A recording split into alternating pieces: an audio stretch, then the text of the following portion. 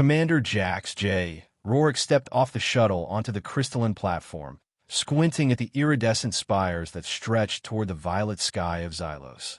His Terran Alliance battle armor whirred softly as it adjusted to the planet's gravity and atmospheric composition. The diplomatic mission briefing had barely done justice to the beauty of this world, or to the complexity of his task. Always knew I'd end up in a place where even the buildings look like they're judging me, he muttered to himself, straightening his posture. High Command had selected him for this mission due to his unorthodox tactical brilliance and his ability to find common ground with even the most alien of cultures. What they hadn't mentioned was how utterly alien Xylos would feel. The Xylosian greeting party approached with measured steps. Their skin glowed with intricate bioluminescent patterns that shifted in what Jay assumed was a form of supplementary communication. Leading them was a tall, slender figure whose patterns glowed with particular intensity, patterns that seemed to ripple with a complexity that marked her as someone of extraordinary importance. Commander Rourke of the Terran Alliance announced the figure. Her voice was clear and melodious, with perfect command of the standard intergalactic language. I am Princess Lyra, heir to the Xylosian throne. You have arrived at a most precarious time for both our peoples. Jade bowed slightly, activating his armor's formal protocol systems. Princess Lyra, the Alliance extends its hand in friendship and cooperation, and I personally thank you for not making me climb all those stairs I saw on the approach. He gestured toward the towering crystal spires behind her.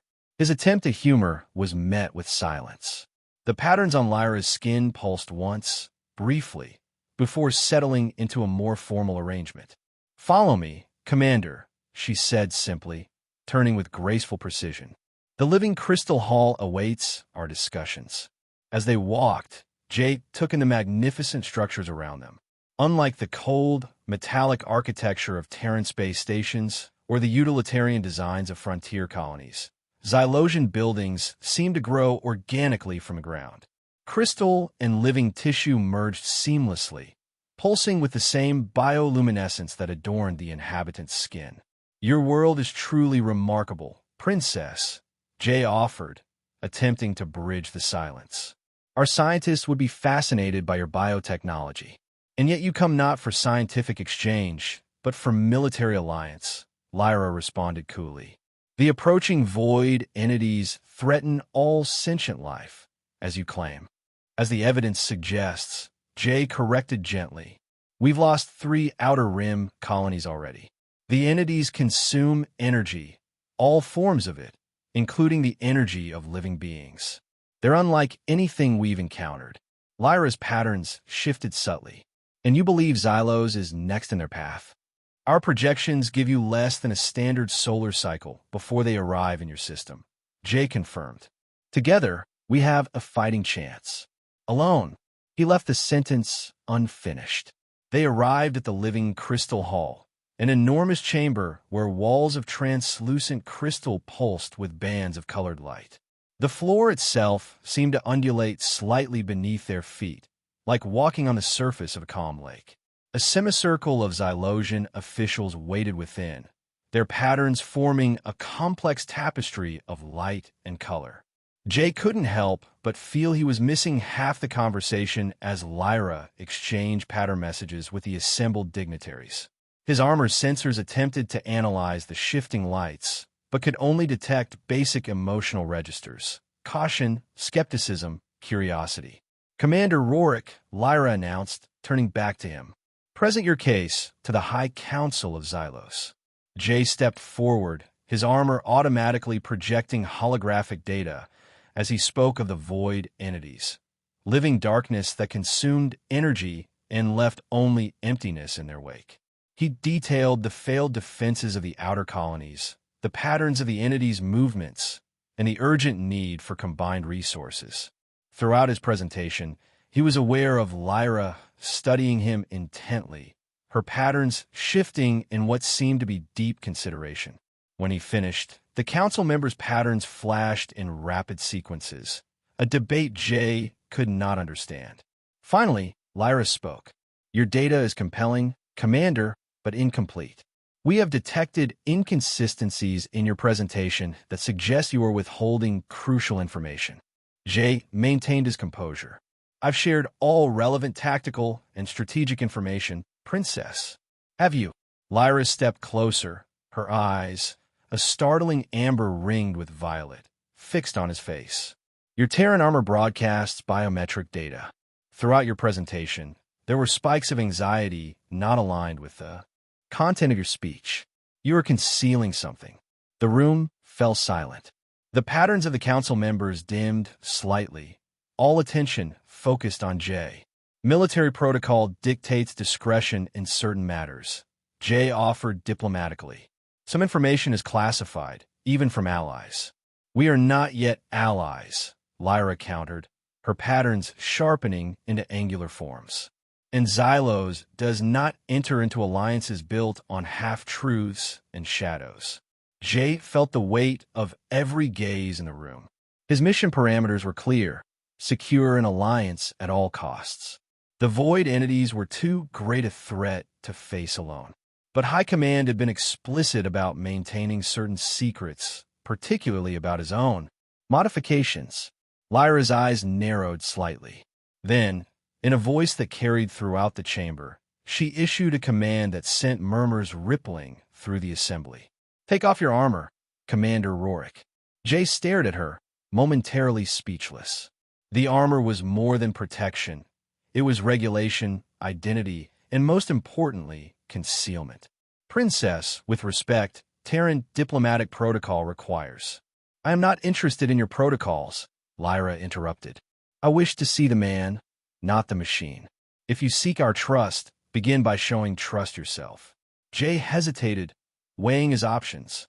Refusing would likely end the negotiations before they began. Complying would mean revealing what he had kept hidden from nearly everyone for years. The scar tissue was one thing. Battle wounds were respected across cultures. But the experimental integration, that was another matter entirely. Very well, he said finally, his voice tight with controlled tension. He reached for the release mechanisms, disengaging the armor's neural interfaces one by one. The chest plate lifted away first, followed by shoulder guards and arm pieces. Each component released with a hiss of decompression, exposing the form-fitting undersuit beneath. Jay was acutely aware of the subtle changes in the bioluminescent patterns around him. Curiosity, surprise, and in some cases, what seemed like alarm. The final neural link disengaged with a small jolt of pain as the helmet separated from his interface nodes. He placed it carefully beside the rest of the armor components. Now he stood before them in only the standard-issue black undersuit, feeling strangely vulnerable despite its coverage.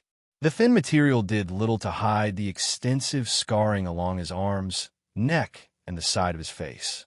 But it was what lay beneath the fabric that concerned him most. Lyra stepped forward, her patterns now pulsing with what Jay's limited understanding recognized as intense interest. The undersuit as well, Commander. A murmur ran through the council. This request went beyond protocol, beyond even reasonable security measures. It was deeply personal, and for Jay, dangerously revealing. Princess, I must object, he said, struggling to maintain diplomatic calm. This goes beyond. If you wish for Xylos to expose its vulnerabilities to your alliance, then you must be willing to expose your own, Lyra insisted, her voice softening slightly, but remaining firm. I ask, not out of idle curiosity, but necessity. There is something about you that resonates with our biosystems. I need to understand what. Jay locked eyes with her, searching for any sign of malice or deceit. Finding none, he made his decision. As you wish, he said quietly. With practiced movements, he located the seals of the undersuit and began to open them. The material parted, revealing his torso, arms, and eventually his entire upper body. The reaction was immediate. Gasps echoed through the chamber as the council members' patterns flared bright with shock. Lyra herself took half a step back, her eyes widening and patterns fluctuating rapidly. Jay's body told the story of his military career in brutal detail. Old battle scars crisscrossed his skin, plasma burns, shrapnel wounds, the unmistakable marks of energy weapon impacts.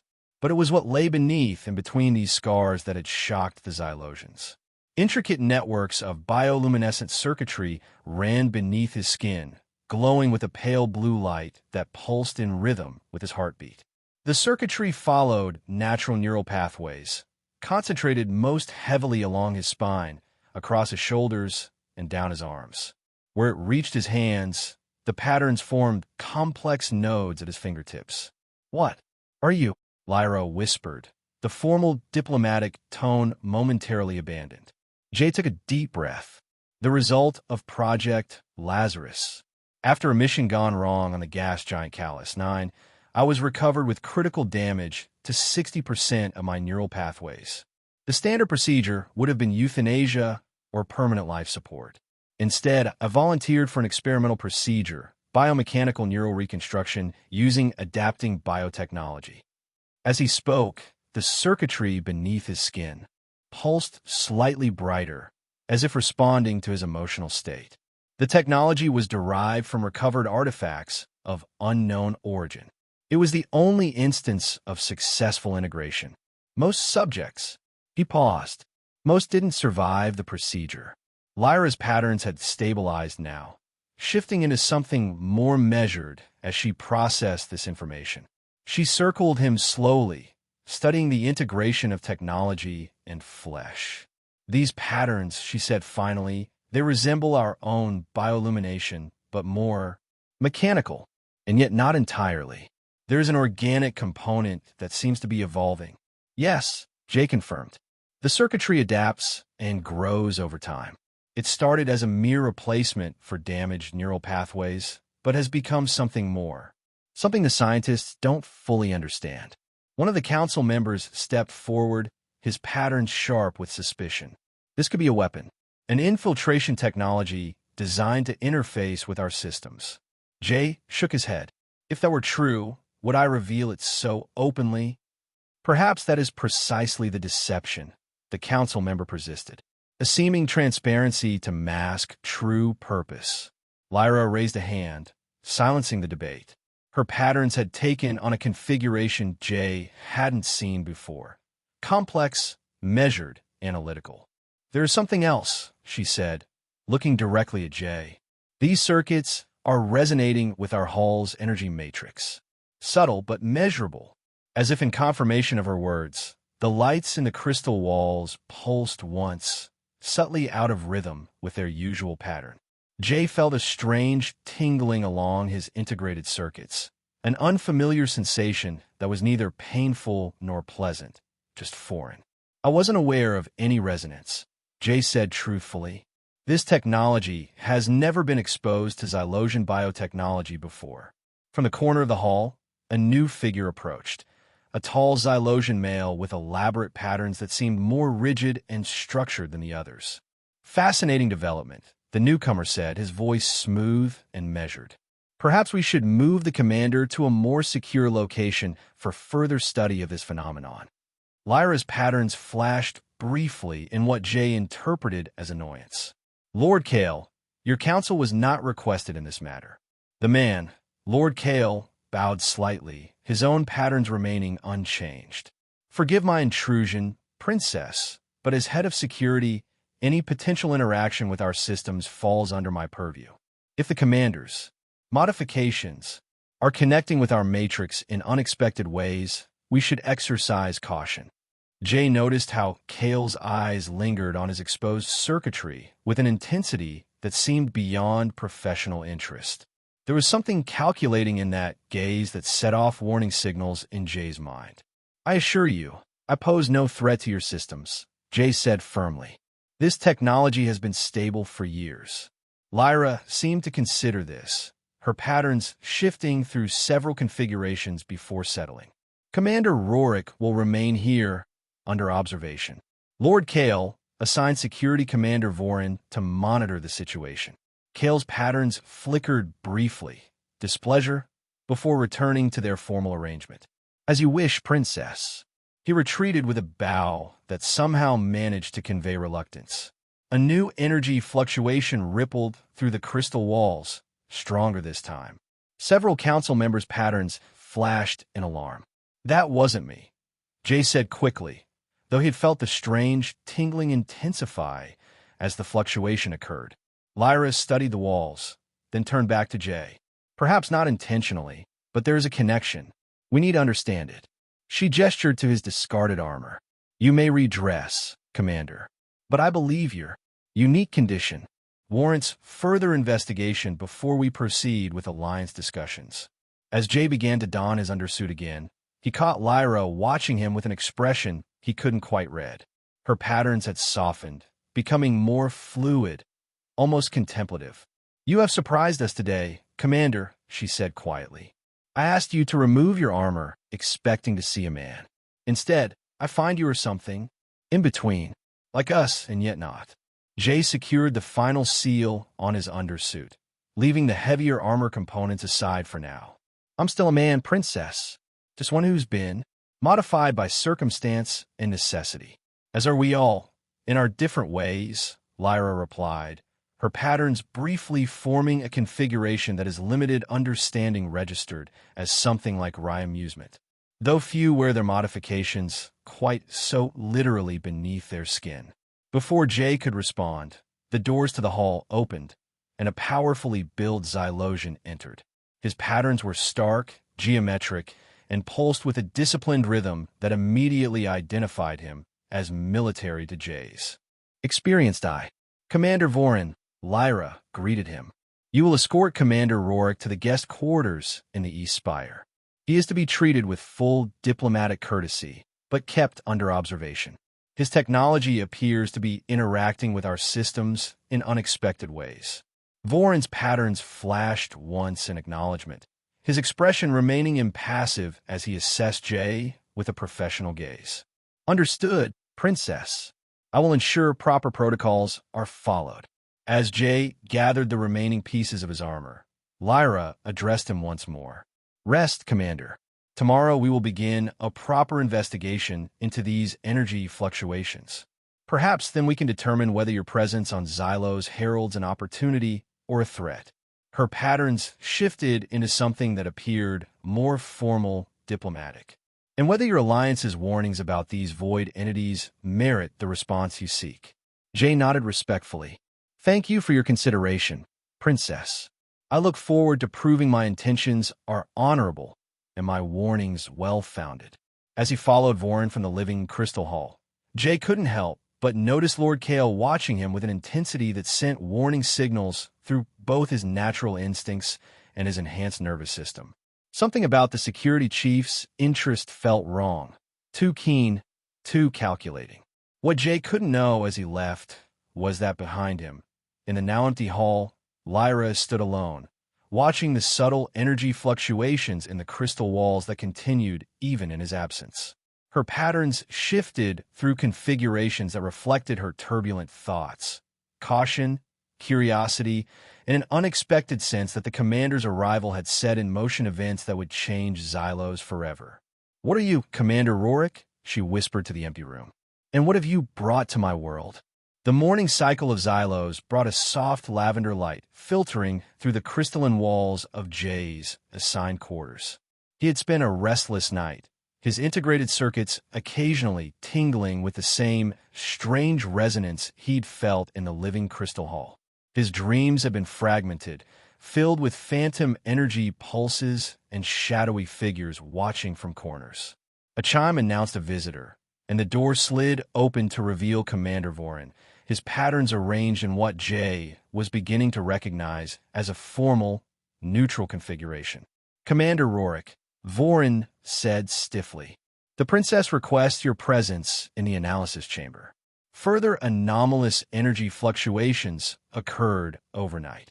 Jay nodded, securing the last pieces of his armor. He had decided to wear it, minus the helmet, as a compromise between protection and transparency. Lead the way, Commander. I'm as eager to understand these fluctuations as you are. Vorin's patterns briefly shifted to something Jay interpreted as skepticism before returning to their neutral state. Are you? Our systems have never experienced disruptions of this nature before your arrival. Correlation doesn't imply causation, Jay replied easily, falling in a step beside the Xylosian. Basic science. Basic caution suggests otherwise, Vorin countered, leading him down a corridor that pulsed with subtle light patterns. Your modifications are an unknown variable in our carefully balanced environment. Jay studied Vorin's profile, the stern set of his features, the disciplined arrangement of his patterns. He recognized a fellow soldier when he saw one, regardless of species. You've seen combat, Jay observed. Frontier defense. Vorin's step faltered slightly before he resumed his measured pace. The Northwestern Archipelago. Invasive marine predators that develop sentience and technological capability within a single generation. How did you know? Jay gestured to his own scarred face. The way you scan doorways before entering. The slight favoring of your right side. The patterns on your left shoulder that don't quite match the rhythm of the others. Regenerated tissue, I guess. For the first time, Vorin's patterns shifted into something that might have been reluctant respect. Observant. For an outsider. Part of the job, Jay said with a shrug. Staying alive depends on noticing details. They arrived at the analysis chamber, a dome-shaped room filled with pulsing crystal formations and flowing liquid displays.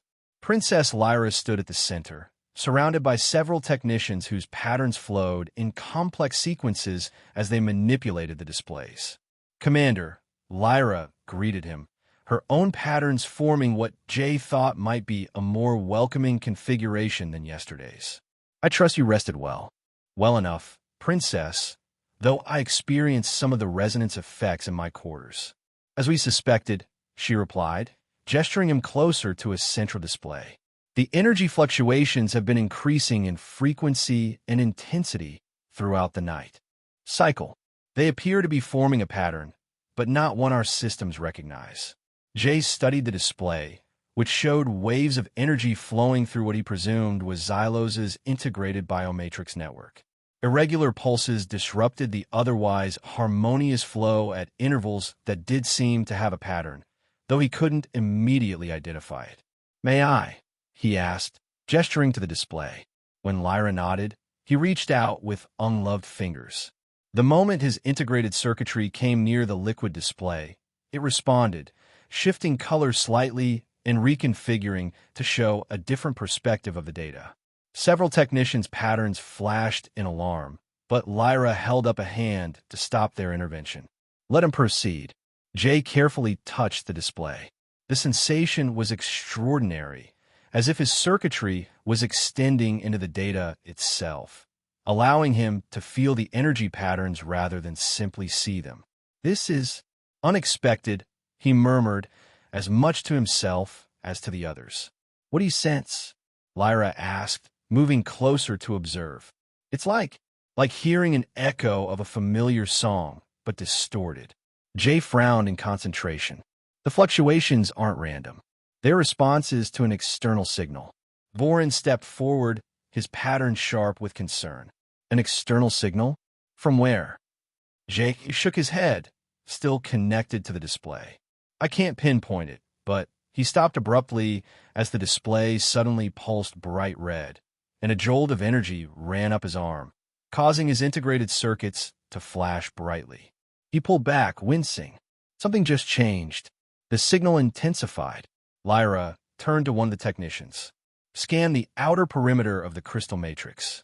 Look for any unusual energy signatures. As the technician complied, the door to the chamber slid open, and Lord Kale entered. His patterns were arranged in what appeared to be concern, but Jay noted how his eyes immediately fixed on the place where Jay's circuits had connected with the display.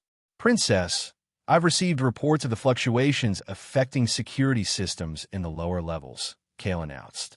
We should consider isolating the commander until we understand the full extent of the interference. Lyra's patterns shifted subtly. The commander is helping us investigate, Lord Kale. His unique condition provides insights our systems cannot. A convenient position for someone who might be causing the disruptions in the first place, Kale observed smoothly. Jay turned to face him directly. If I wanted to sabotage your systems, Lord Kale, I wouldn't be helping identify the source of the disruptions. Kale's patterns remained unchanged, but his eyes narrowed slightly. Perhaps the disruptions serve a purpose we haven't yet identified. A distraction, perhaps? Or a method of mapping our defenses? Before Jay could respond, one of the technicians called out, "Princess, we've located an anomaly in Sector 7, near the old archives." Lyra moved swiftly to the technician's display. "Show me." The display revealed a pulsing node of energy deep within the city's infrastructure, sending out waves that matched the disruption pattern exactly. "That's not part of our system," Vorin said, his patterns shifting to alert status. "It's artificial and recently placed. A device," Jay concluded, studying the energy signature, "and not Terran technology." He looked up at Lyra. "This isn't my doing."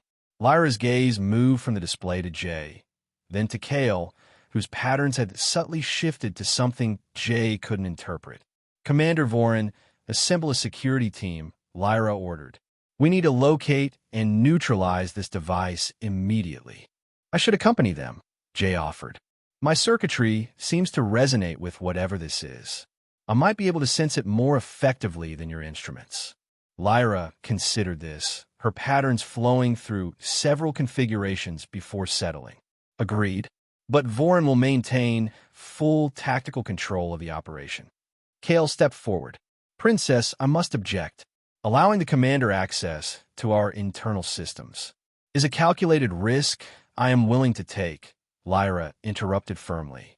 "You may observe, Lord Kale, but this operation falls under Commander Vorin's authority." Kale's patterns flickered briefly with what might have been frustration before settling into formal acquiescence. "As you wish, Princess." 30 minutes later, Jay found himself descending into the lower levels of the Xylosian city complex with Vorin and a team of 6 security officers. The architecture here was older, the crystal structures less refined, and the biological components more prominent. The ambient light was dimmer, cast by what appeared to be bioluminescent fungi growing along the walls. The old archives were sealed after the Great Integration, Vorin explained as they moved through the winding corridors. "When our ancestors merged their biological knowledge with crystal technology to create our current systems." "How long ago was that?" Jay asked, feeling the tingling in his circuits intensify as they descended deeper. 12 generations, Vorin replied. "Before the matriarchal reformation and the establishment of the current ruling lines." Jay nodded, filing away the information. "The signal's getting stronger," he reported, holding up his arm where the circuitry was now pulsing visibly beneath his skin. "We're close."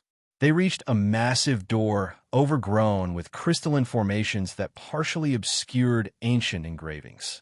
Vorin placed his hand on a specific pattern, and his own bioluminescence interfaced with the door. After a moment of resistance, the door slid open with a sound of grinding crystal. "Stay alert," Vorin commanded his team as they entered a vast chamber filled with towering crystalline structures that resembled enormous data cores. The air was thick with suspended particulates that glowed faintly, creating an ethereal atmosphere. Jay felt an immediate surge in the resonance effect. His integrated circuits flashed brightly, causing several of Vorin's team to raise their weapons instinctively. "Hold," Vorin ordered them, watching Jay carefully. "Commander?" Jay pointed to a section of the archive deep in the shadows. "There. Something's calling to my circuitry." They advanced cautiously, weapons ready. As they reached the area Jay had indicated, they found what appeared to be a small device attached to one of the ancient crystal cores. Unlike the organic crystalline technology of the Xylosians, this device was angular, metallic, and emitted a pulsing red light that matched the rhythm of the disruptions they'd been tracking. "That's not one of ours," Vorin confirmed, scanning it with a handheld device. "And it's not registering as Terran either." Jay studied it carefully, keeping a slight distance. "No, it's not Alliance technology. The design language is completely foreign." He frowned. "But it's somehow interfacing with your crystal matrix. And with my circuitry." One of Vorin's officers moved forward to examine it more closely, but Jay held up a hand. Wait, something's not right. Too late, the officer's hand made contact with the device. Immediately, it emitted a bright pulse of energy that knocked the officer backward. The crystal core it was attached to began to glow an angry red, and the resonance in Jay's circuitry suddenly became painful, causing him to stagger. It's activating something, Jay warned through gritted teeth. Some kind of energy cascade. Vorin ordered his team back, supporting the fallen officer. We need to neutralize it before it affects the entire matrix. Jay forced himself to move closer to the device despite the increasing pain in his circuits. I think I can interface with it. My technology seems to be responding to it. That could kill you, Vorin objected. And doing nothing could endanger your entire city, Jay countered, already reaching toward the device. Sometimes the risky play is the only one available. Before Vorin could protest further, Jay placed his hand directly on the device. The pain was immediate and intense, like fire racing through his integrated circuitry. But along with the pain came information, flooding into his enhanced neural pathways faster than he could consciously process. Through the haze of agony, he became aware of the device's purpose. It was a transmitter, sending detailed scans of Xylos' defense systems and biomatrix structure to an external receiver. But more than that, it was preparing to initiate a cascading failure in the crystal matrix that would disable Xylos' primary systems. With a tremendous effort of will, Jay forced his circuitry to generate a counter signal, using the resonance between his technology and the device to disrupt its transmission. The pain intensified until his vision whited out, but he maintained contact, focusing all his energy on overriding the device's programming. Seconds stretched into an eternity of fire and determination. Then, abruptly, the device sputtered and the red glow faded. Jay collapsed, his circuitry flickering erratically as his systems struggled to stabilize. Vorin was beside him instantly, checking his condition while his team secured the now-inert device. "Commander, can you hear me?" Jay managed a weak nod, the pain already beginning to recede. "Transmitter," he gasped out. "Sending data? Preparing attack." "To whom?" Vor demanded. Before Jay could answer, slow applause echoed through the archive chamber. Lord Kale stepped from behind one of the crystal cores, his patterns arranged in what Jay now recognized as smug satisfaction. "Impressive improvisation, Commander Rorik," Kale said, approaching casually even as Vorin's team raised their weapons. Few could have interfaced with Void Entity technology so effectively. Jay struggled to his feet, supported by Vorin. "Void Entity? Technology? You're working with them?" Kale smiled thinly. "Working with, preparing for, negotiating with. Semantics. The entities are coming, Commander. That much of your warning was true. But they cannot be defeated, only survived by those wise enough to position themselves correctly."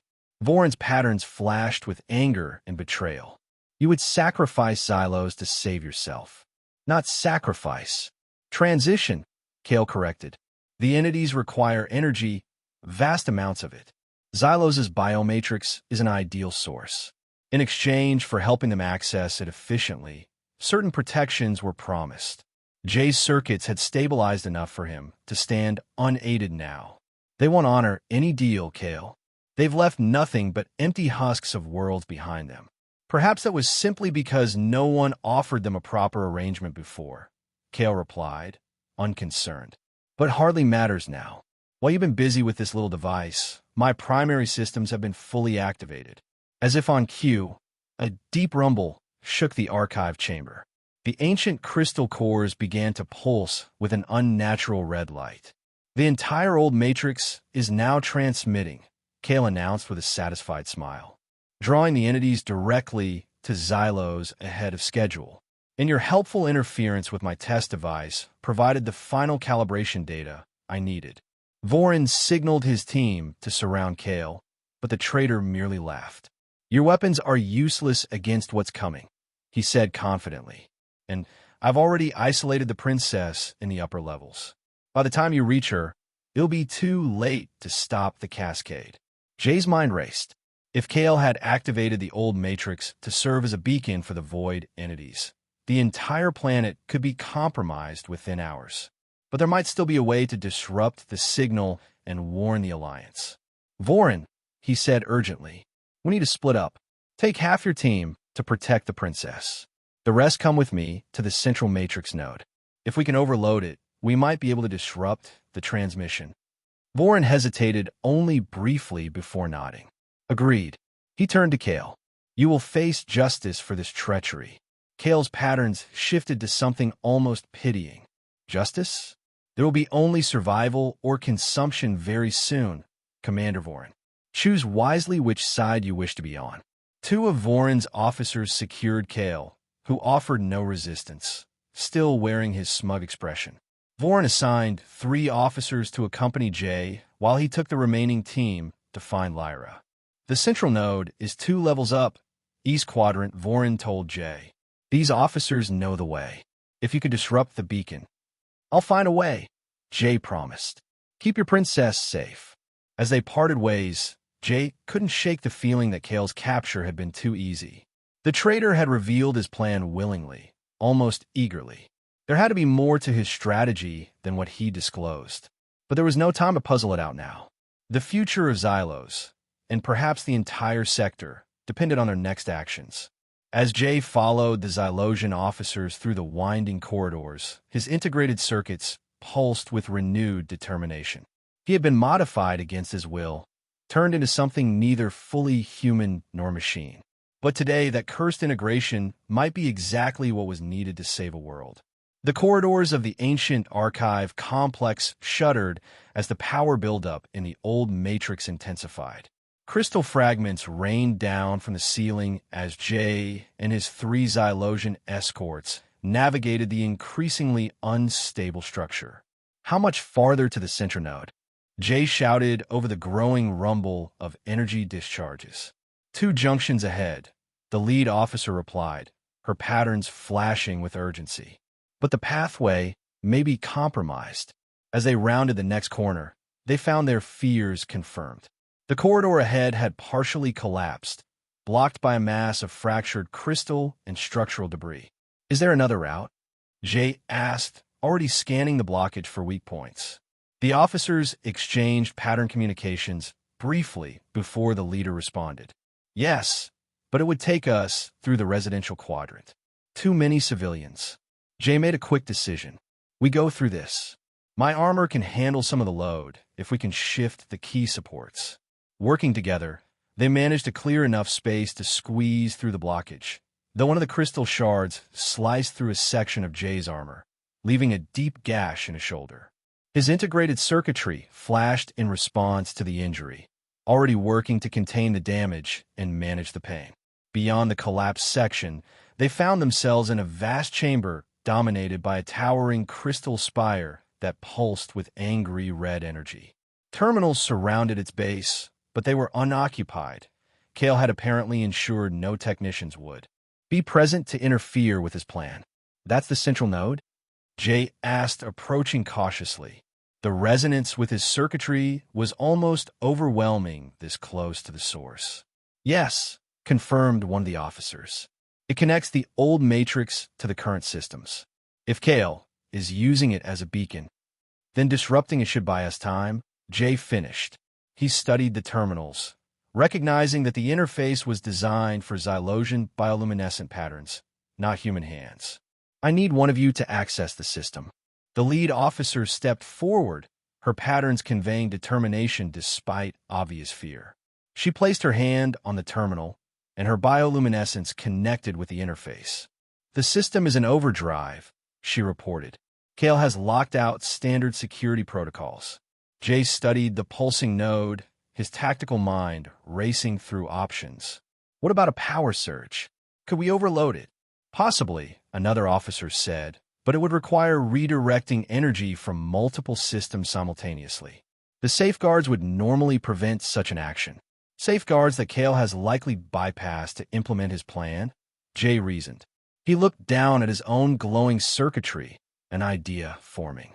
My integration technology interfaces with your systems in ways we don't fully understand. if I connect directly to the node. The officer's patterns flashed with alarm. That could kill you, Commander, the lead officer warned. The energy levels are far beyond safe parameters for any biological system. I'm not entirely biological anymore, Jay replied grimly. And we're running out of options. Before they could protest further, a new tremor shook the chamber, more violent than the previous ones. Part of the ceiling collapsed nearby, narrowly missing them. Kale's beacon is accelerating, one of the officers reported, checking a portable scanner. Energy readings suggest the void entities have already entered the outer system.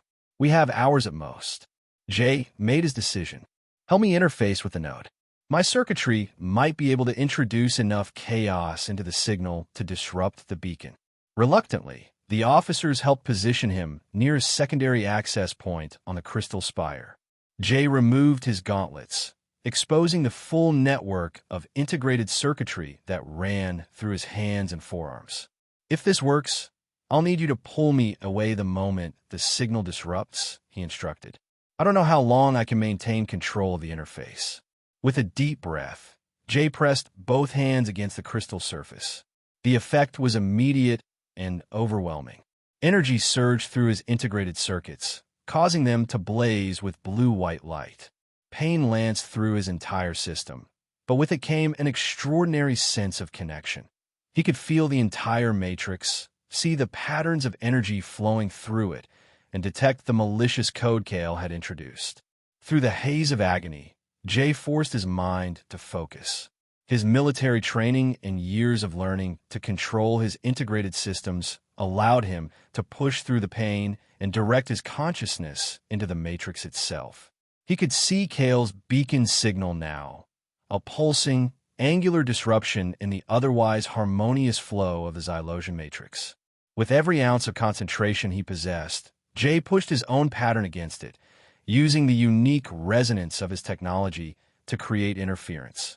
It was like trying to redirect a river with his bare hands, but slowly, microsecond by microsecond, he began to make headway.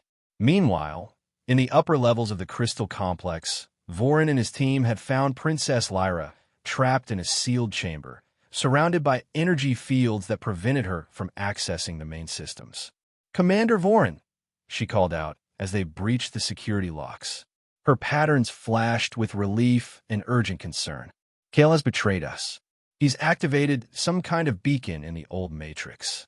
"We know, Princess," Vorin reported, quickly explaining their encounter in the archives. "Commander Rorik is attempting to disrupt the signal while we secure your safety." Lyra's patterns shifted to determination. "Take me to him immediately. My direct access codes might help override Kale's tampering." "It's not safe," Vorin objected. "The structural integrity of the lower levels is compromised, and the safety of our entire world is at stake," Lyra countered firmly. "I'm still your princess, Commander Vorin. Take me to the central node." Recognizing the steel behind her command, Vorin nodded and reorganized his team to provide maximum protection as they made their way down. Back at the central node, Jay was losing his battle against the overwhelming energy of the Matrix. His circuitry was beginning to overheat, sections flickering erratically as his system struggled to manage the power surge. Despite this, he had managed to introduce significant disruption into Kale's beacon signal, slowing its transmission. "Commander," one of the officers urged, "you need to disengage. Your systems are reaching critical levels." Jay could barely hear her through the roaring in his ears. His vision had narrowed to a tunnel focused entirely on the matrix patterns he was fighting to disrupt. He was vaguely aware that his body was shaking violently, that blood had begun to trickle from his nose and ears. "Almost there," he managed to gasp. He had identified a critical node in Kale's programming, a linchpin that, if overwhelmed, might collapse the entire beacon. With a final, desperate surge of will, he directed all his remaining energy against it. The crystal spire blazed with conflicting energies, the angry red of Kale's beacon fighting against the blue-white interference of Jay's circuitry. For a moment, they seemed perfectly balanced, locked in stalemate. Then, with a sound like shattering glass, the red energy fractured, collapsing back into the matrix. Jay felt rather than saw his success.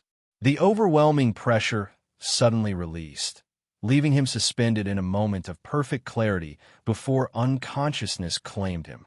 The officers caught his body as he collapsed, his circuitry flickering weakly. It was into this scene that Lyra and Vorin arrived moments later.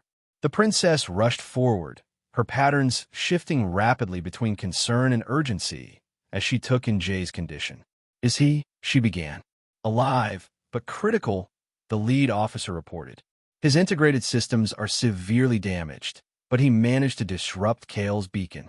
Lyra knelt beside Jay, studying his now erratic circuitry.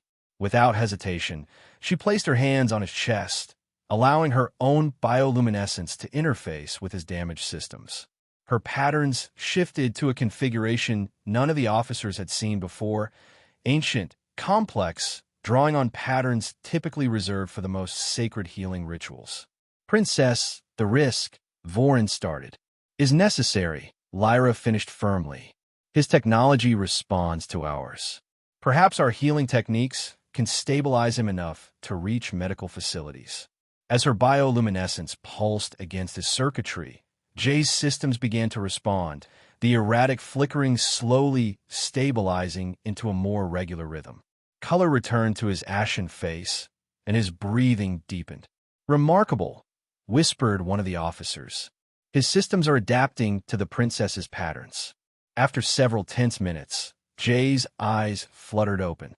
He found himself looking up into Lyra's face, her expression intense with concentration as her patterns continued to interface with the circuitry.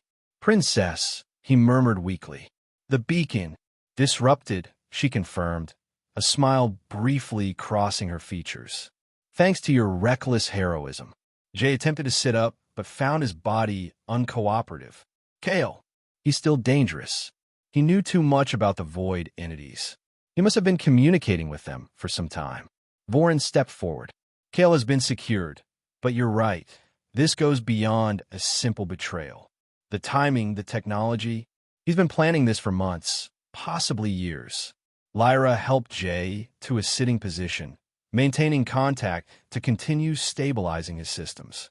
"We need to know everything he knows about the entities, and we need to prepare. They may still be coming, just not as quickly as Kale intended." Jay nodded, wincing as pain shot through his neural pathways. The Alliance needs to be warned. If the entities have advanced their timeline. He didn't need to finish the thought. Everyone present understood the implications. "First, you need medical attention," Lyra insisted. "Your actions have bought us time, but at great cost to your systems." As they prepared to move him, Jay caught Lyra's wrist, his expression urgent. "Princess, there's something else. When I was connected to the Matrix, I saw patterns that didn't belong to either Kale's programming or the original system." Lyra's bioluminescence pulsed with concern. "What kind of patterns?" "I'm not sure," Jay admitted, "but they were observing, analyzing, as if something else was using the connection Kale established to gather information." Vorin's pattern sharpened with alarm. A secondary system? Or perhaps the entities themselves, Lyra finished grimly. If they were able to begin accessing our matrix through Kale's beacon, even briefly, then they already know more about Xylos than we can afford. Jay concluded. He attempted to stand, with Lyra's support. "We need to move quickly. The disruption won't hold them off for long." As they made their way carefully through the unstable corridors, Lyra remained close to Jay, her bioluminescence continuing to help stabilize his damaged systems. In the midst of crisis, an unspoken connection had formed between them, forged in the crucible of shared danger and unexpected trust. Neither could have anticipated how Lyra's simple command to remove his armor would lead to this moment, or the challenges that still awaited them as the shadow of the void entities loomed ever closer. The medical facility in the Heartspire was unlike any Jay had seen before. Rather than the sterile, mechanical environment of Alliance medical bays, the Xylosian healing chambers were living spaces, crystal and biological components working in harmony to accelerate natural healing processes. Jay lay in a recessed pool filled with a luminescent fluid that pulsed in rhythm with his heartbeat. His integrated circuitry responded to the fluid, glowing more steadily now as the damaged pathways began to repair themselves. "Your technology continues to surprise us," said Princess Lyra, who had remained to oversee his treatment personally. "It's adapting to our healing matrix in ways that should be impossible for foreign tech." Jay managed a weak smile. "That's been the story of my integration from the beginning. The scientists never could explain why my body accepted the modifications when all previous subjects rejected them. Perhaps it was not merely chance," Lyra suggested, her patterns forming thoughtful configurations. "There may be more connecting our peoples than either of us realized." Before Jay could respond, Commander Vorin entered the chamber, his patterns arranged in formal notification. "Princess, we've completed preliminary interrogation of Lord Kale." Lyra's patterns shifted to attention. "And he remains uncooperative in conventional terms," Vorin reported carefully. "But our telepathic adepts have obtained fragmented information. It appears Kale has been in contact with the void entities for nearly a full cycle. He discovered an ancient communication device during an expedition to the outer moons. The moons where we lost contact with research team Ilera," Lyra noted, her patterns briefly flashing with old grief. "We assumed they were victims of a containment breach. It seems they were the first victims of Kale's ambition," Vorin confirmed grimly. "The entities provided him with technology to enhance the communication. He's been feeding them information about our defenses, our matrix, our weaknesses." Jay struggled to sit up, wincing as his healing circuits flared with pain. "Did you learn anything about their capabilities? Their intentions?" Vorin's patterns shifted uncomfortably. "Only fragments. The entities are difficult to comprehend, even for our most skilled adepts. They don't think as we do. But one thing is clear. They hunger for energy in all forms, and Xylos' living matrix represent a feast unlike any they've encountered before. Which is why Kale believed he could bargain with them," Lyra concluded, "offering them controlled access in exchange for his own survival." "A fool's bargain," Jay said with certainty.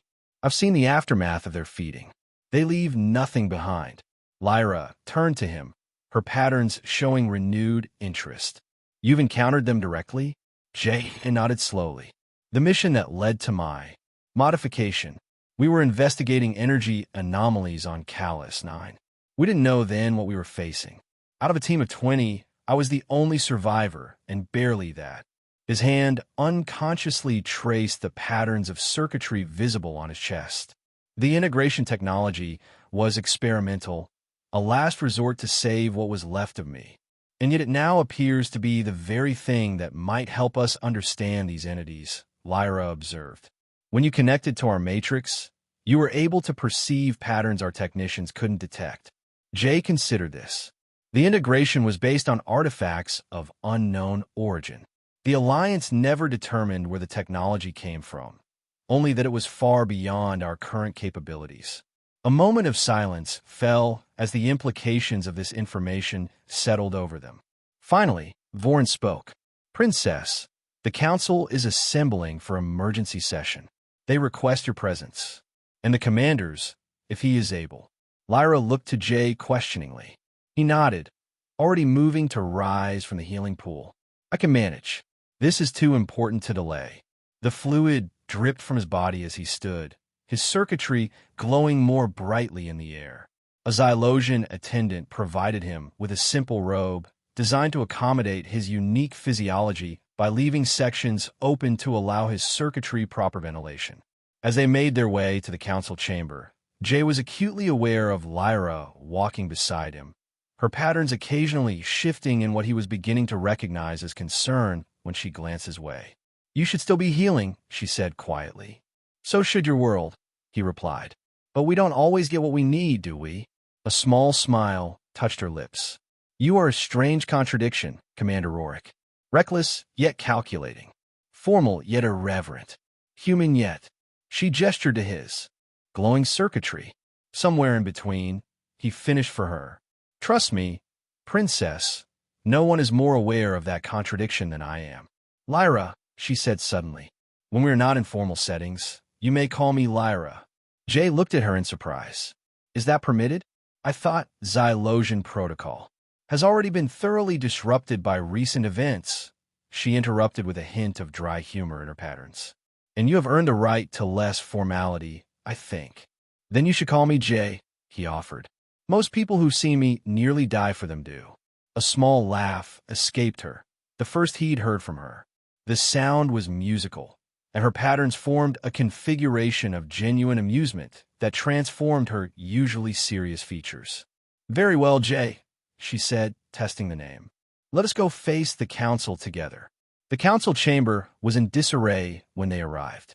The normally composed dignitaries were engaged in heated pattern exchanges, their bioluminescence flashing in conflicting rhythms that even Jay could recognize as discord. Their entrance caused an immediate hush, all eyes turning to assess the princess and the damaged human at her side. Jay straightened his posture instinctively, military discipline asserting itself despite his weakened condition. One council member stepped forward, her patterns arranged in formal accusation. Princess Lyra, the security of our world has been compromised because of your decision to trust this outsider. Lord Kale may be a traitor, but his concerns about Terran interference were not unfounded. Lyra's patterns shifted to a configuration of royal authority that seemed to physically expand her presence in the room. Elder Morai, Commander Rorik risked his life to disrupt Kale's beacon. Without his intervention, the void entities would already be upon us. A convenient narrative, another council member interjected. But we have only your word that these void entities even exist. Perhaps this is all an elaborate Terran plot to gain access to our technology. Jay had heard enough. Despite protocol, he stepped forward. Council members, with respect, I understand your skepticism, but I've seen worlds consumed by these entities. Empty husks where thriving colonies once stood. If you doubt me, send ships to verify, but do so quickly because based on Kale's communications, we have days at most before they arrive. His directness seemed to surprise the council, several members' patterns shifting to configurations Jay couldn't interpret. Elder Morai studied him with critical eyes. Your integrated technology. It is not Terran in origin, is it? Jay shook his head. No. The Alliance discovered the artifacts that formed the basis of this technology on an abandoned world near the Perseus Arm. No one knows who created it originally. A murmur of pattern communication rippled through the council. Show them, Lyra said quietly to Jay. As you showed me. Understanding her intent, Jay untied the sash of his robe and let it fall open, fully revealing the network of integrated circuitry that spread across his chest, shoulders, and down his arms. In the chamber's ambient light, the patterns glowed with particular clarity. Several council members gasped, their patterns flaring with recognition. The ancient configurations, whispered one elderly council member, stepping closer to examine Jay's circuitry. They matched the oldest patterns in our sacred texts. Lyra nodded, her own patterns shifting to solemn confirmation. I suspected as much when I first saw them. The technology that saved Commander Rorik's life appears to share origins with our own most ancient systems, predating even the Great Integration. Jay looked between them in confusion. You're saying my integration technology is connected to Xylosian history? Perhaps more than connected, the elderly council member said, his patterns forming shapes that conveyed deep thought. The patterns integrated into your body resemble those described in our oldest creation myths, the gift of the Shapers, who taught our ancestors to merge biology and energy. Jay struggled to process this information. The Alliance scientists had never determined the origin of the artifacts that made his integration possible. Could they truly be connected to Xylosian evolutionary history? Before he could formulate a response, the chamber doors burst open. Commander Vorin entered, his patterns flashing urgent alarm. Princess, council members, he announced, our outer system sensors have detected massive energy disruptions. The void entities have arrived, and they're moving faster than we predicted. The council erupted into chaotic pattern exchanges. Lyra raised her hands, her own patterns shifting to a commanding configuration that gradually brought order back to the chamber. "How long, Commander Vorin?" she asked, her voice steady despite the gravity of the news. "At current velocity, they will reach Xylos in less than 12 hours, Vorin reported grimly. Jake turned to Lyra. "I need to contact the Alliance immediately. The nearest fleet could be here in 18 hours, but only if they depart now." Lyra nodded decisively. "You shall have access to our most powerful communications array." She turned to address the council. "Honorable members, the time for debate has passed. We face an existential threat that requires immediate action. I propose a formal alliance with the Terran forces, effective immediately." Elder Morai stepped forward, her patterns now showing reluctant agreement. The ancient texts speak of this moment, when the configurations would return in our hour of greatest need. If Commander Rorik carries the patterns of the Shapers within him, perhaps this is no coincidence. The council voted swiftly, necessity overcoming centuries of isolation and caution. Within moments, Xylos and the Terran Alliance were officially allied against the approaching threat. As the council dispersed to implement emergency protocols, Jay and Lyra moved quickly toward the communication center, Vorin accompanying them with a security detail. 12 hours, Jay said soberly as they hurried through the crystal corridors.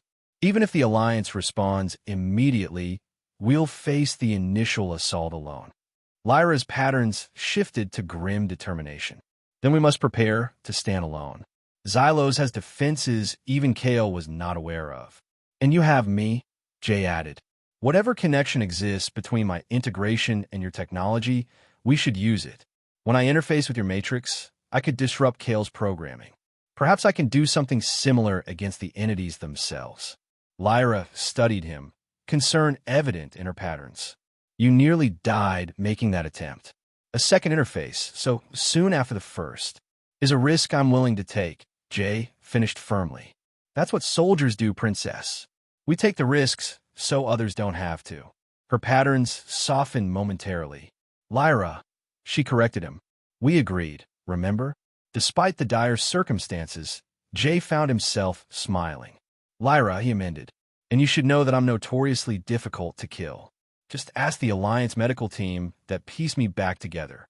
Her answering smile was brief but genuine, a moment of connection amid the gathering storm. As they reached the communications center, Jay felt an unfamiliar sensation beneath the urgency and strategic calculations, a growing certainty that his arrival on Xylos had been more than coincidence. The integration technology that had made him an outsider among his own people might be the very thing that would forge an unbreakable bond with this alien world. And perhaps, he thought as he watched Lyra's patterns shift into commanding configurations as she organized her world's defenses, with its remarkable princess as well.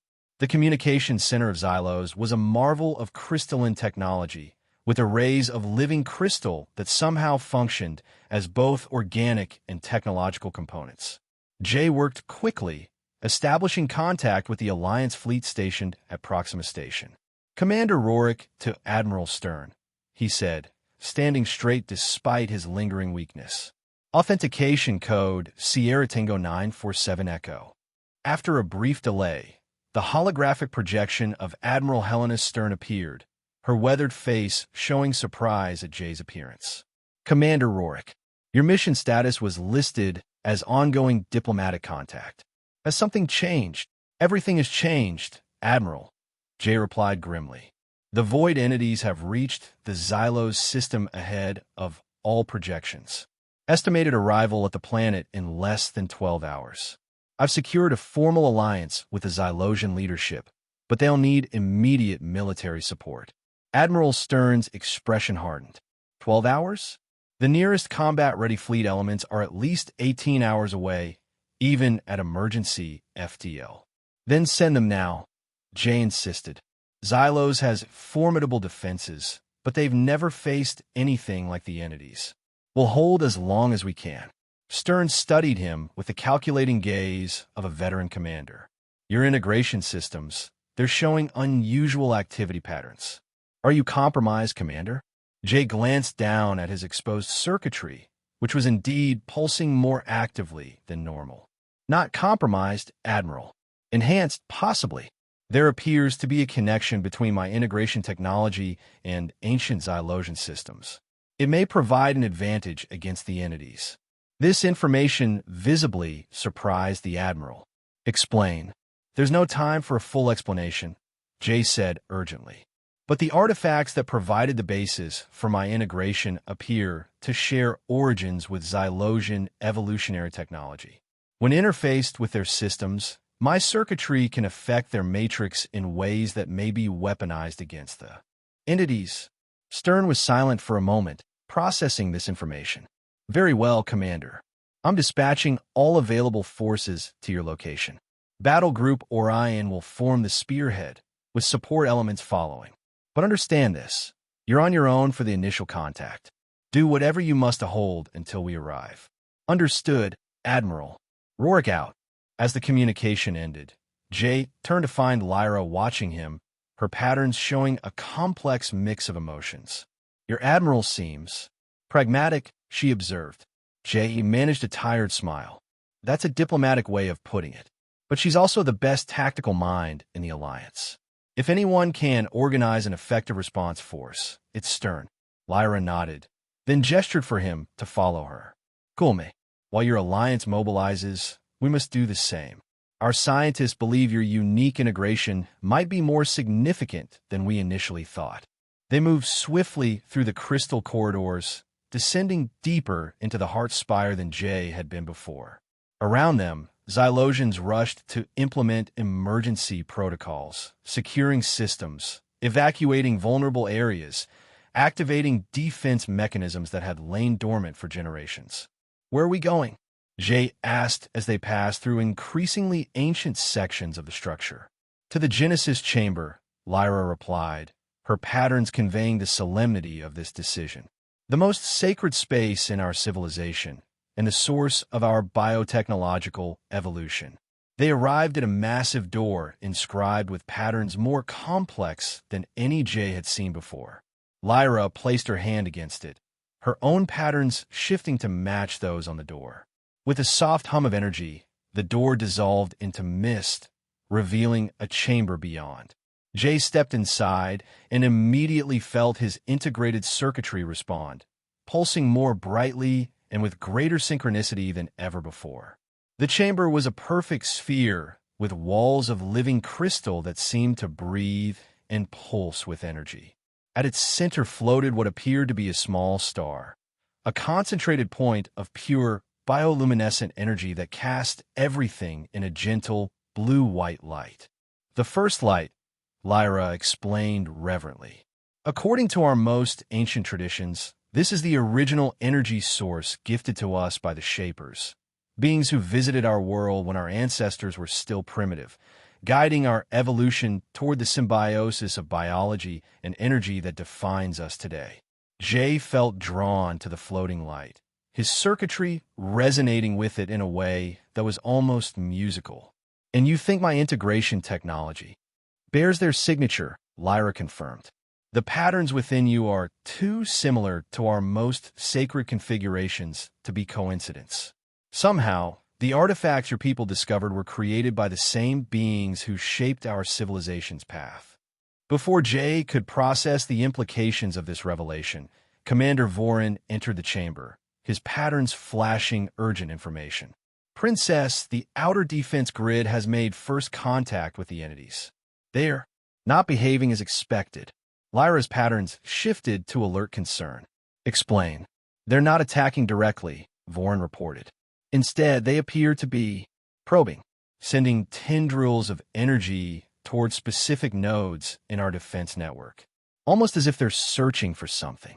Jake felt a chill of realization. Or someone. Kale. They're looking for their contact.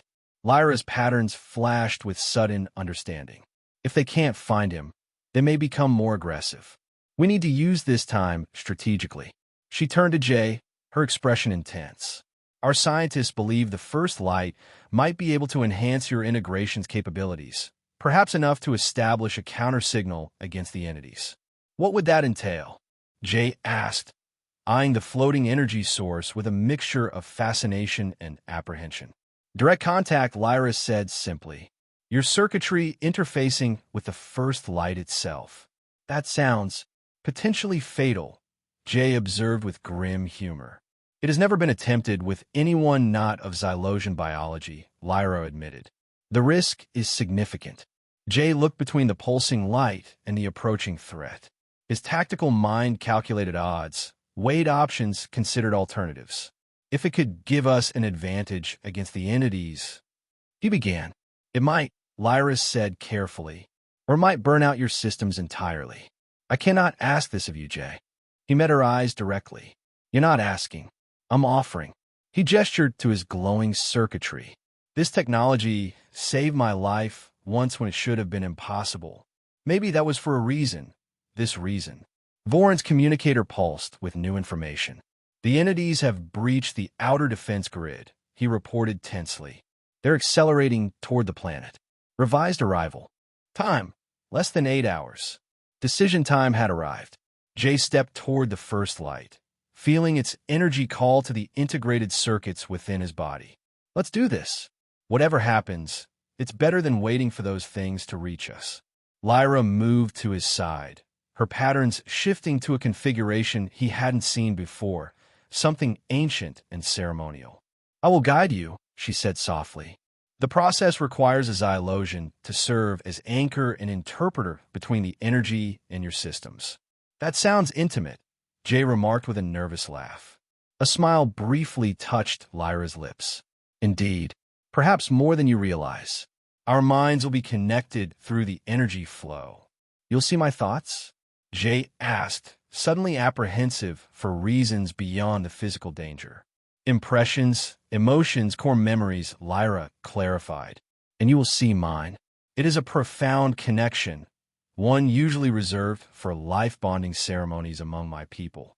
Jay absorbed this information, understanding its significance. I suppose we're past the point of awkward first dates anyway, he said, falling back on humor to mask his nerves. Lyra's patterns briefly flashed what he now recognized as amusement before returning to ceremonial configuration. Prepare yourself. I will establish the initial connection, then guide you toward the light. She placed her hands on either side of his face, her cool palms resting against his temples. Her bioluminescent patterns began to pulse in a steady, rhythmic sequence, and Jay felt his own circuitry responding, synchronizing to her rhythm. The sensation was unlike anything he had experienced before, a merging of consciousnesses that somehow felt both alien and strangely familiar. Through this connection, he caught glimpses of Lyra's mind, her unwavering dedication to her people, the weight of responsibility she carried, her grief over past losses, and most surprisingly, her growing fascination with him. He sensed her perceiving his own thoughts in turn, his guilt over survived comrades, his struggle with his altered body, his determination to protect others from suffering his fate. Now, Lyra whispered, both aloud and somehow within his mind. Reach for the light. Together, they turned toward the pulsing energy at the center of the chamber. Jay extended his hands, the circuitry glowing brilliantly as it sensed the approaching power source. As his fingertips made contact with the outer edge of the light, everything changed. Energy surged through him with the force of a lightning strike, illuminating every circuit in his body until he shone like a beacon. Pain and ecstasy merged into an indistinguishable sensation as information flooded his enhanced neural pathways. Knowledge, history, understanding beyond his human comprehension. Through it all, Lyra's presence anchored him, guiding the flow, preventing his consciousness from being overwhelmed. He sensed her astonishment at what was happening. This was not the expected outcome. The light was responding to him in ways unprecedented in Xylosian history. In that moment of connection, Jay understood truths that had eluded both human and Xylosian science. The Shapers had not been visitors to either world. They were the precursors to both civilizations, seeding technologies across the galaxy before their disappearance eons ago. His integration was not just compatible with Xylosian technology, it was the missing piece of an equation started millennia before. And the void entities, they were not simply predators but anti-shapers, the darkness to their light, seeking to undo the evolutionary paths the shapers had set in motion across countless worlds. With this knowledge came power, the ability to project a counterfrequency to the entity's consumption wave. Using Lyra's connection to the Xylosian matrix and his own unique integration, Jay began to construct a shielding pattern that could be projected through the planet's defense systems. Time lost meaning in the communion of energies. When Jay finally withdrew from the light, he found himself changed. His circuitry no longer merely glowed, but pulsed with patterns nearly identical to Xylosian bioluminescence, though still with an underlying mechanical precision that marked his human origin. He turned to Lyra, who was staring at him with wide eyes, her own patterns reflecting astonishment. "Did it work?" he asked, his voice stronger than before. "Beyond anything we could have imagined," she replied softly. "Your integration has evolved, matured somehow." Vorin, who had witnessed the entire procedure with stunned silence, finally spoke. "Princess, Commander, the entities have altered course. They're hesitating." Jay nodded, sensing this somehow through his enhanced connection to the Xylosian matrix. "They feel the shield pattern forming. It confuses them." He turned to Lyra. "We need to implement this across your entire defense grid. I can transmit the frequency, but your technicians will need to amplify and distribute it." Lyra's patterns shifted to decisive action. "Commander Vorin, escort us to the defense nexus immediately. Alert all Matrix technicians to prepare for emergency implementation of a new protective frequency." As they rushed toward the defense nexus, Jay felt his newly evolved circuitry processing information at unprecedented speed. The connection with the First Light had not only enhanced his systems, but had given him a direct interface with Xylosian technology that made translation nearly instantaneous. Upon reaching the nexus, a vast chamber where hundreds of Xylosian technicians monitored holographic displays of the planet's defense systems, Jay immediately moved to the central console. Without hesitation, he placed his hands on the interface, his circuitry connecting seamlessly with the Xylosian systems. "I'm transmitting the shield pattern now," he announced, as energy flowed from his integrated circuits into the matrix. "It needs to be synchronized across all nodes simultaneously." The Xylosian technicians worked with impressive efficiency, their patterns flashing in complex sequences as they implemented Jay's shield frequency. Gradually, a visualization of Xylos appeared in the center of the chamber, surrounded by a web of blue-white energy that pulsed in perfect rhythm with Jay's circuitry. "Shield at 40% coverage," reported a senior technician. 60%. 80%. "Entities approaching orbital range," Vorin announced, monitoring the tactical displays. "First wave will reach us in 3 minutes." Jay maintained his connection to the system, feeling the shield strengthening with each passing second as more of the matrix synchronized to the pattern. His enhanced senses could detect the approaching entities now, vast, shadowy presences that absorbed light and energy, leaving emptiness in their wake. "Shield at 95%, the technician called out. 98. Full implementation achieved. The moment the shield reached full coverage, the entire matrix pulsed once with brilliant light. On the tactical displays, the approaching entities seemed to recoil, their formless shapes contracting as if in pain or confusion. "They're hesitating," Vorin observed, watching the displays intently. "The lead elements are pulling back, regrouping." Jay allowed himself a moment of hope. The shield frequency disrupts their consumption patterns.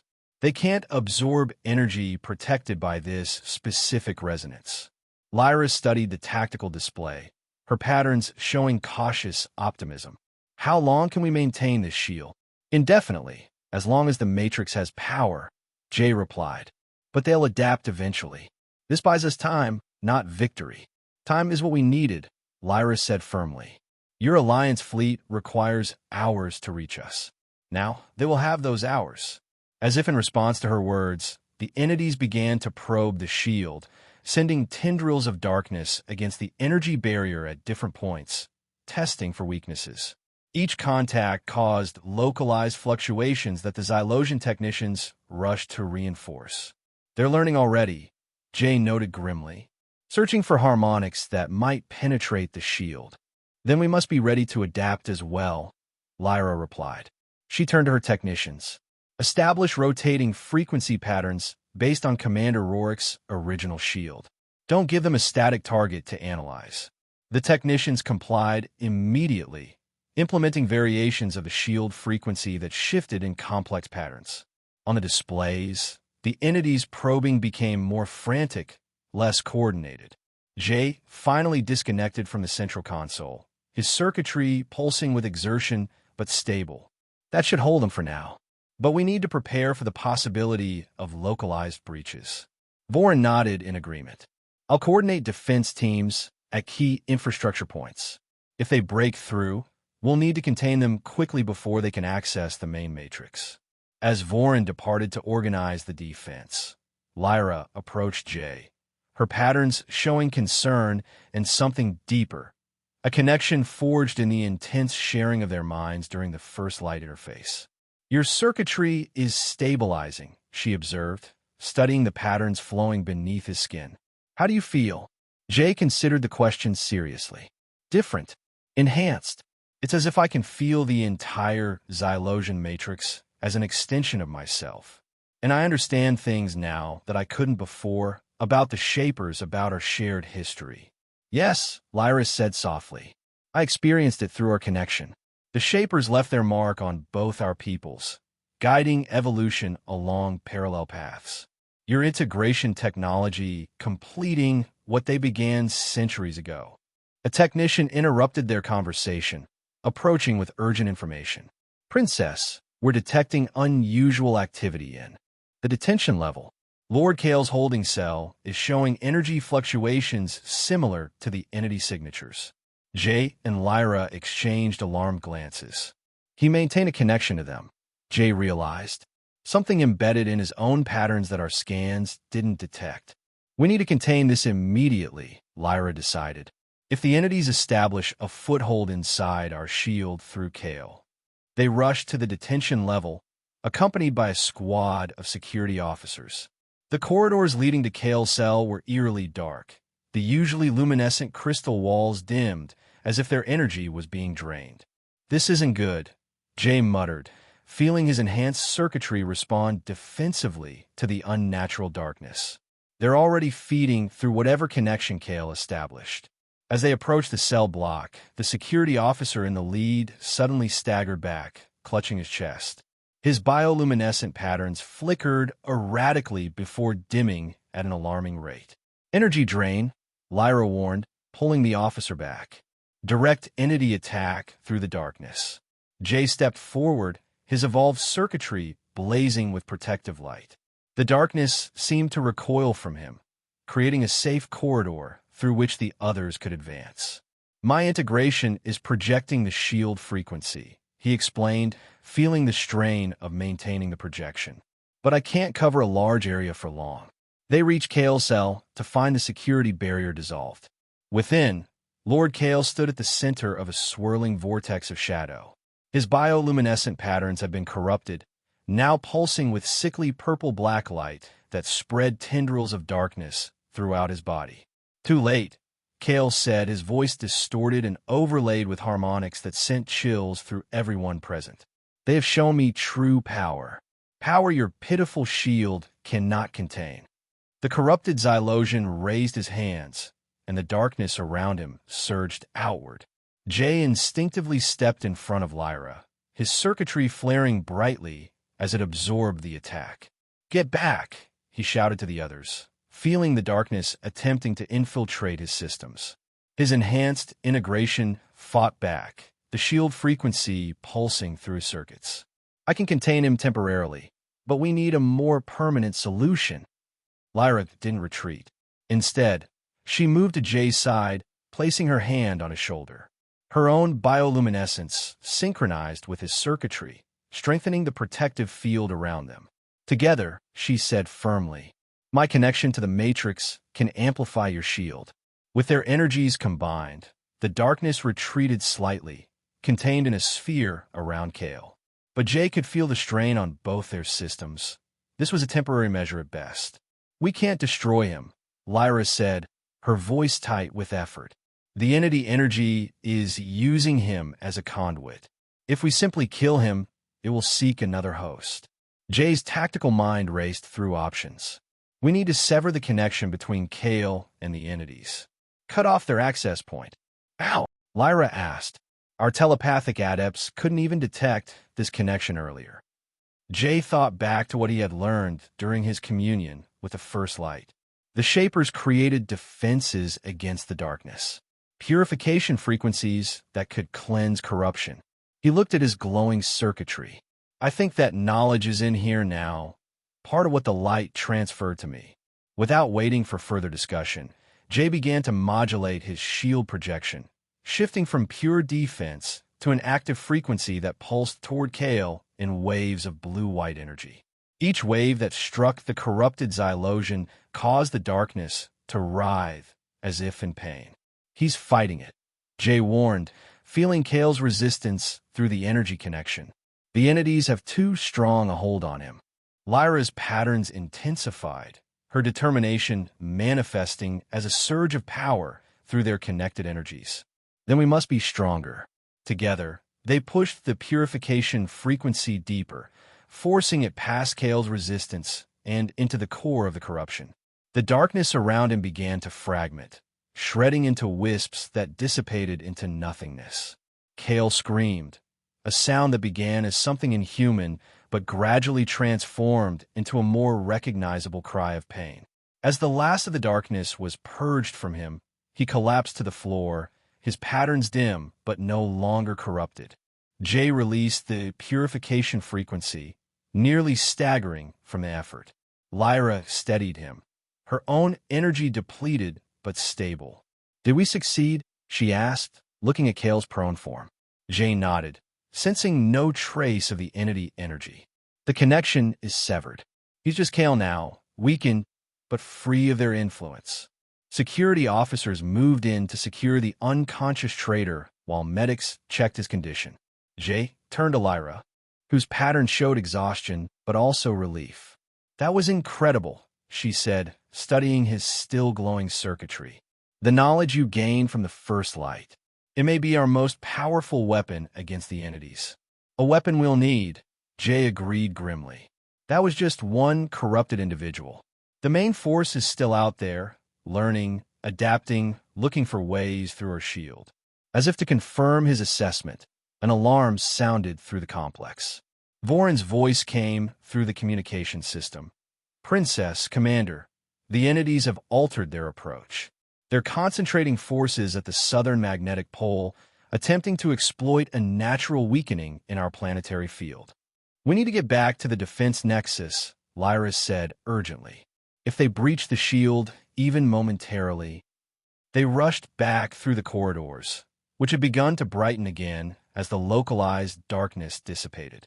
In the nexus, the tactical displays showed a concerning development.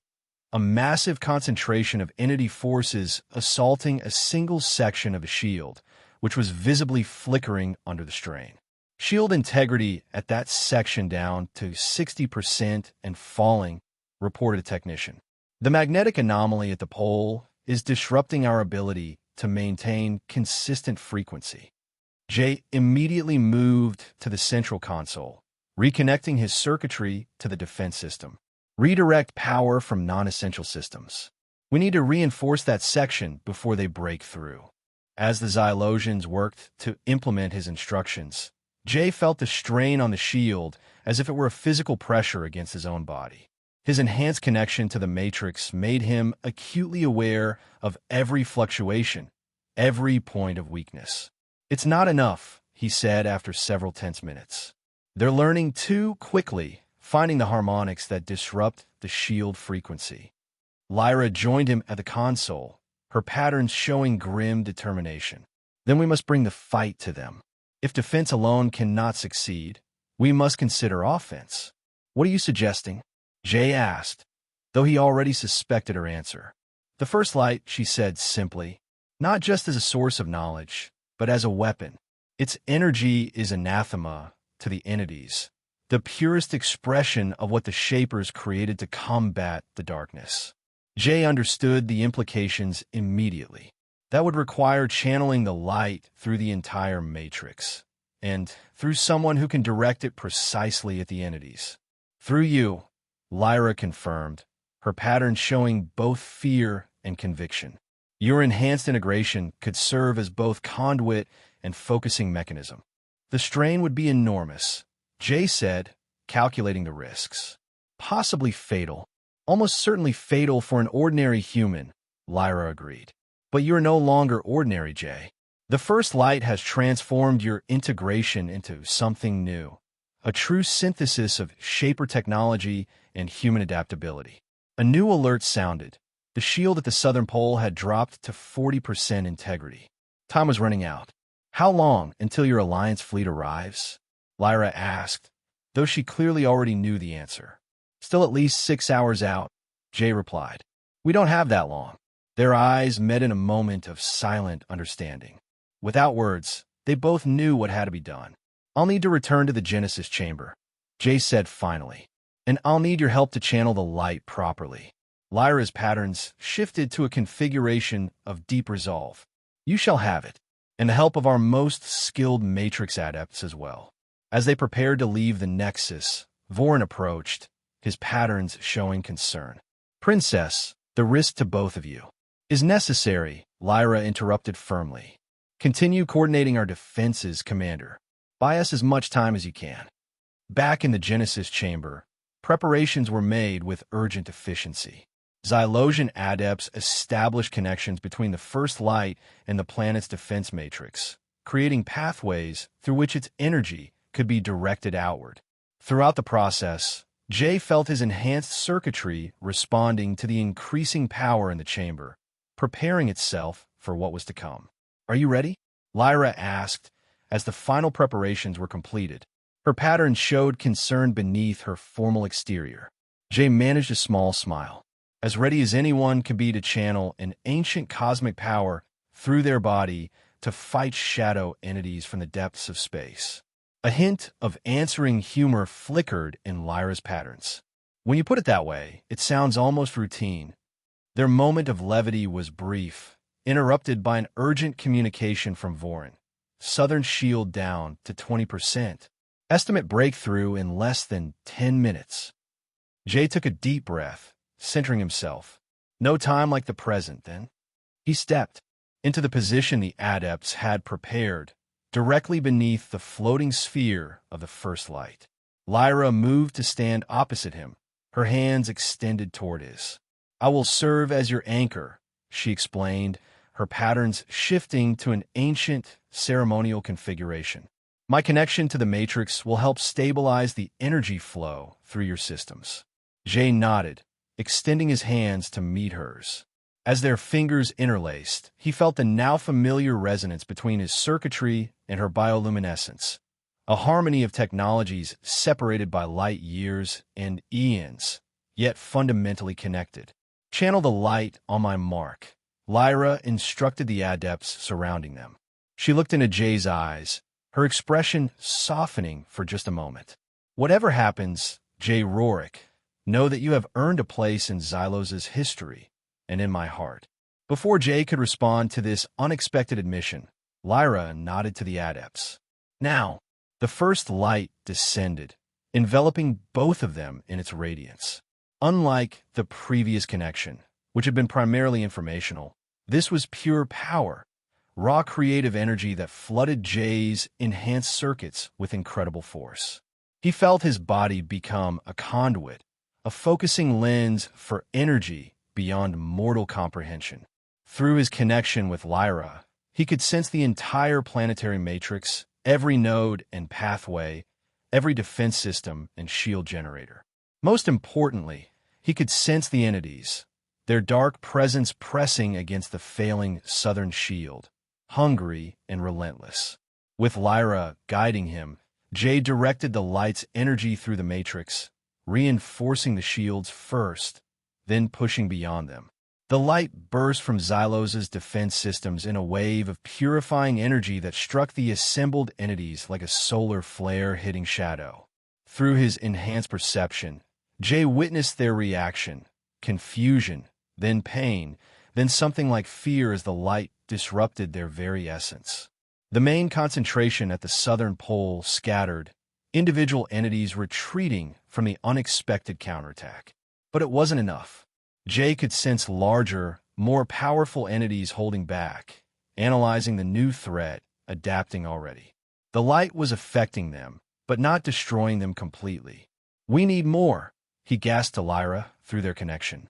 "They're learning to resist." Lyra's response came not in words, but in pure intent, transmitted directly through their linked consciousness. She was offering something more, a deeper connection to Xylos itself, drawing on the planet's core energy to amplify the light. Jay understood the risk. Such a connection would place even greater strain on his already taxed systems. But he also saw the necessity. With a mental affirmation, he accepted her offer.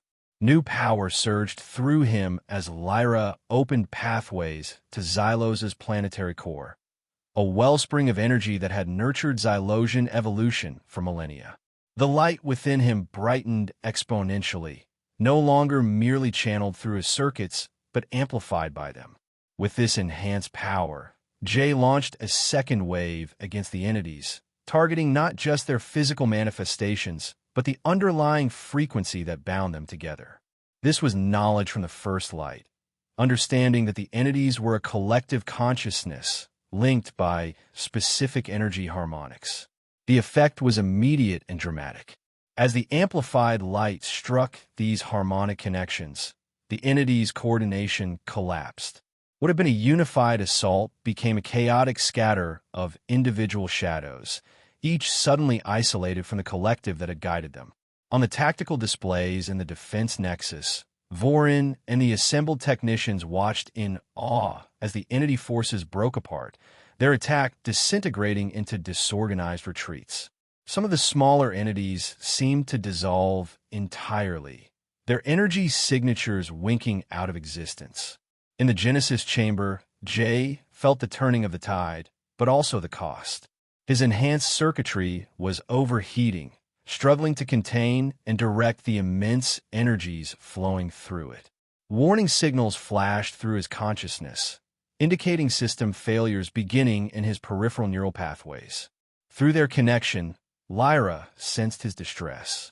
Her patterns shifted to deep concern, then resolute determination.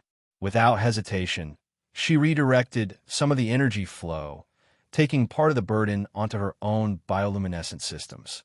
"What are you doing?" Jay projected through their link. "The risk is mine to take," came her response. "As you have risked everything for my world, I will risk everything for you." Their shared burden allowed Jay to focus the remaining energy with greater precision, targeting the largest and most powerful entities with concentrated beams of purifying light. One by one, the leadership nodes of the entity collective were disrupted, their dark influence scattered to the cosmic winds. After what seemed like an eternity, but was in reality less than 5 minutes, the assault was complete. The entities had been driven back, their collective consciousness shattered, their ability to coordinate an invasion destroyed. As the immediate threat receded, Jay and Lyra carefully began to release their connection to the first light, gradually reducing the energy flow until it returned to its normal state, floating serenely at the center of the chamber. The moment the connection was fully severed, Jay collapsed to his knees, his circuitry flickering erratically as his systems struggled to stabilize. Lyra knelt beside him, her own patterns dimmed with exhaustion but steady. "Did we succeed?" Jay managed to ask, his voice hoarse. Lyra nodded, a tired smile touching her lips. "Beyond all expectations. The entities have been driven from our system. Those that survived have scattered, their collective consciousness fractured. Jay's relief was tempered by physical reality as a spasm of pain shot through his integrated pathways. His circuitry flickered alarmingly, sections going dark as overloaded systems shut down. "Medical team," Lyra called out, supporting Jay as he slumped further. Her patterns flared with urgent concern. "His integration is failing." Xylosian healers rushed forward, their patterns shifting to diagnostic configurations as they examined Jay's deteriorating systems. Their expressions grew grave as they communicated their findings to Lyra in rapid pattern exchanges. "Too much damage," Jay interpreted, still able to read some of their patterns despite his fading connection. "Not surprising. It was a one-way trip." "No," Lyra said firmly, her patterns shifting to a configuration of absolute authority. "I will not accept that." She placed her hands directly on Jay's chest, her bioluminescence connecting with his failing circuitry. "The first light transformed your integration once. Perhaps it can do so again, heal what has been damaged." "Princess," one of the healers objected, "direct energy transfer of that magnitude is my decision to make," Lyra interrupted.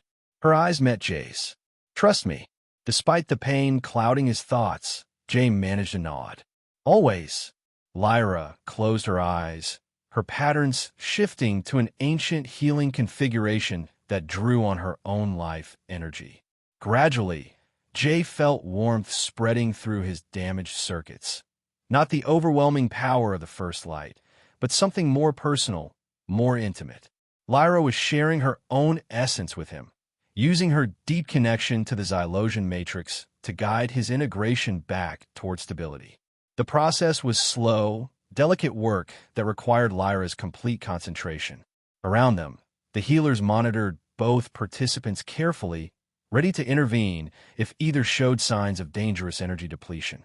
Finally, after nearly an hour of intense focus, Lyra opened her eyes. Her patterns were dimmed with exhaustion, but her expression showed satisfaction as she looked at Jay's circuitry, now pulsing with steady, regular light once more. "Ow!" Jay asked weakly, feeling his systems gradually returning to functionality. "I shared the regenerative patterns of our healing matrix with your integration," Lyra explained. "Your circuits have adapted them, integrated them into your own systems. Your technology truly is remarkable in its ability to evolve." Jay managed to sit up, supported by the healers. "Thank you seems inadequate." A small smile touched Lyra's tired face. "Then perhaps you can find a more adequate expression of gratitude once you have fully recovered." Their moment was interrupted by Commander Voron's arrival. Despite his formal military bearing, his pattern showed clear relief at finding both of them alive. "Princess," Commander Rorik, "the entity forces have been completely driven from our system. Information: the Alliance fleet will reach orbit within the hour. Admiral Stern requests permission to send delegates to discuss formal Alliance protocols." Lyra nodded, her patterns shifting to a more formal, diplomatic configuration despite her exhaustion. "Prepare the Grand Reception Hall and arrange proper quarters for Admiral Stern and her staff." As Voron departed to implement these instructions, Lyra turned back to Jay. "The healers will help you to the medical facility. You need time to rest and recover." Jay caught her hand before she could withdraw. "You need rest as well. That energy transfer took a toll on you too." Her patterns softened momentarily. "I will rest after I have greeted your admiral and ensured our alliance is properly formalized." "Always the princess first," Jay observed with a small smile. "Always," she agreed, though something in her patterns suggested this was not entirely true. "But perhaps, when duties allow, we might explore what else I can be." With that intriguing suggestion left hanging between them, Lyra departed to prepare for the Alliance delegation's arrival. As the healers helped Jay to his feet, he found himself contemplating a future he had never imagined. One in which his curse of integration had become not just an advantage in battle, but a bridge between worlds. 3 days later, Jay stood on a crystal balcony overlooking the spectacular architecture of Xylos's capital city. His integrated circuitry had stabilized completely, now pulsing with a harmony of blue-white light that matched the ambient bioluminescence of his surroundings. The healers had confirmed what he already sensed. His integration had evolved again, incorporating elements of Xylosian regenerative patterns to create something entirely new. Behind him, the doors to the balcony slid open, and Admiral Stern stepped out to join him. Though not a woman given to open displays of emotion, there was something like respect in her measuring gaze as she took in his changed appearance. "Commander Rorik," she greeted him. "Or should I say Ambassador Rorik, given your new appointment?" Jay smiled slightly. "The title still feels strange, Admiral." "No stranger than what you've become," she observed, nodding toward his visibly altered circuitry. "The medical team reports that your integration has evolved beyond anything in our technological understanding. A synthesis of Terran and Xylosian technologies," Jay confirmed. "Or more accurately, two different expressions of Shaper technology, finally reconnected after millennia of separate development." Stern considered this. The Joint Scientific Commission is eager to begin studying these connections. The implications for both our peoples are significant, as long as they understand that I'm not volunteering to be dissected, Jay remarked dryly. A rare smile touched the Admiral's lips. "I've made that abundantly clear, as has Princess Lyra." At the mention of Lyra, Jay felt his circuitry pulse slightly brighter, a physiological response he was still learning to control. He suspected Stern noticed, though she was tactful enough not to comment directly. "The treaty was ratified this morning," she informed him instead. "The Terran-Xylosian alliance is now official, with provisions for joint defense, scientific exchange, and cultural integration.